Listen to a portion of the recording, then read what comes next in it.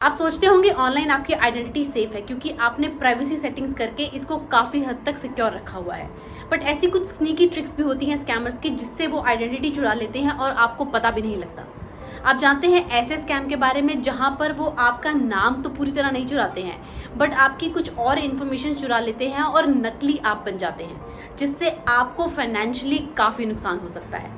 अगर आपने इस तरह के आइडेंटिटी फ्रॉड, जिसे सिंथेटिक आइडेंटिटी फ्रॉड कहा जाता है, उसके बारे में नहीं सुना है तो इस वीडियो को पूरा देखिए, क्योंकि आज मैं उसमें यही बताने वाली हूँ कि सिंथेटिक आइडेंटिटी फ्रॉड कैसे किया जाता है, उससे आपको क्या नुकसान हो सकते हैं और आप इससे अपने आप को कैसे बचा सकते हैं। एक शॉकिंग फैक्ट और सुन लीजिए कि एक रिपोर्ट के मुताबिक इंडिया में क्रेडिट कार्ड से होने वाले फ्रॉड्स में लगभग 10 से 12% फ्रॉड इसी सिंथेटिक आइडेंटिटी फ्रॉड की वजह से होते हैं। है ना शॉकिंग? स्कैमर्स आपकी कुछ यूनिक आइडेंटिटी इन्फॉर्मेशन चुरा लेते हैं, जैसे कि आपकी आधार कार्ड की इन्फॉर्मेशन। ये इन्फॉर्मेशन वो कहीं से भी ले सकते हैं और इसके बाद वो इसमें कुछ झूठ और कुछ सच मिला देते हैं। जैसे कि आपके आधार की इन्फॉर्मेशन तो वो सेम ही रखेंगे और हो सकता है कि नाम कुछ और यूज़ कर ले, आपका डेट ऑफ बर्थ थोड़ा चेंज कर दे, एड्रेस में थोड़े से चेंजेस कर दे। इस तरह से वो एक नकली आइडेंटिटी तैयार कर लेते हैं जिसमें कुछ सच और कुछ झूठ होता है और यही झूठ उनके फ्रॉड का हथियार बन जाता है। इस असली नकली आइडेंटिटी के साथ स्कैमर्स करते क्या है? ऐसी आइडेंटिटीज के साथ स्कैमर्स बैंक अकाउंट्स खोल सकते हैं, क्रेडिट कार्ड ले सकते हैं और इसे कुछ समय तक अच्छी तरह से यूज करके उनकी लिमिट्स बढ़वाकर आपके नाम पर लोन भी ले सकते हैं और क्रेडिट कार्ड्स को पूरी तरह एग्जॉस्ट कर सकते हैं। किसी भी तरह की इलीगल एक्टिविटीज भी कर सकते हैं उस आधार को लेकर और उसके बाद जब वो उनसे पूरा निचोड़ निकाल लेते हैं तब जाकर वो उसे डंप भी कर सकते हैं। इसका आपको क्या नुकसान हो सकता है?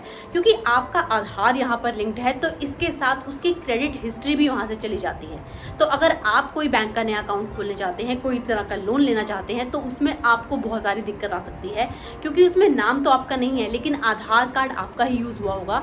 और ध्यान देने वाली बात तो ये है कि ऐसे सिंथेटिक आइडेंटिटी फ्रॉड में कुछ सच्ची और कुछ झूठी इन्फॉर्मेशन होती है जिसका इस्तेमाल करके ये बैंक्स और फाइनेंशियल इंस्टीट्यूशंस को तो नुकसान पहुंचाते ही हैं, लेकिन जैसा मैंने कहा कि आप भी इसमें बहुत बुरी तरह फंस सकते हैं, क्योंकि इसमें आपका आधार लिंक्ड होता है। तो उस केस में ये आपके लिए फाइनेंशियल लॉसेज और आपकी क्रेडिट रिपोर्ट को भी बुरी तरह खराब कर देता है। तो ऐसे केसेस में आपके लिए बहुत ज़्यादा ज़रूरी हो जाता है कि आप ऐसे सिंथेटिक आइडेंटिटी थेफ्ट को कैसे पहचान सकते हैं और टाइम रहते अपने आप को इससे कैसे सावधान रख सकते हैं। इसके लिए आपको कुछ 2 से 3 बेसिक चीज़ें हैं जिनका हमेशा ध्यान रखना चाहिए ताकि आप इस तरह के फ्रॉड को टाइम रहते पहचान सके और इनके खिलाफ एक्शन ले सके।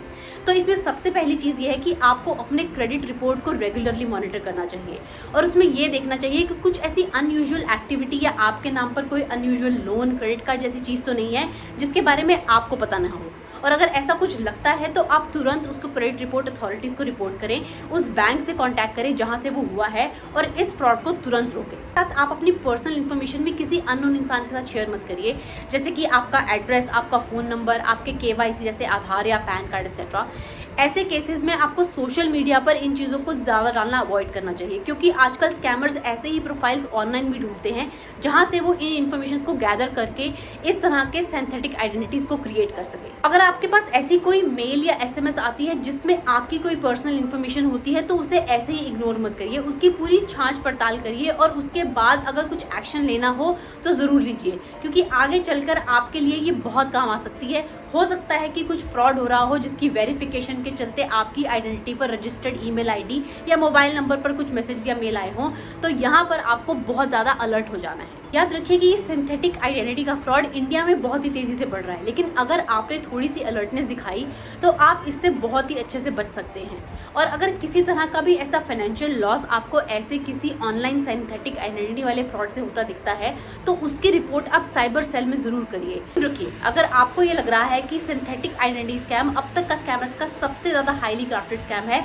तो रुक कर ये देखिए कि कैसे डीप फेक टेक्नोलॉजी आजकल यूज़ करी जा रही है स्कैमर्स के द्वारा आपको स्कैम करने के लिए। क्योंकि इस नेक्स्ट वीडियो में हमने यही बताया है कि कैसे इस टेक्नोलॉजी को सोफिस्टिकेटली यूज़ करके स्कैमर्स आपको स्कैम कर रहे हैं। तो इस वीडियो को पूरा देखिए और अपने आप को ऐसे स्कैम से ज़रूर बचाइए।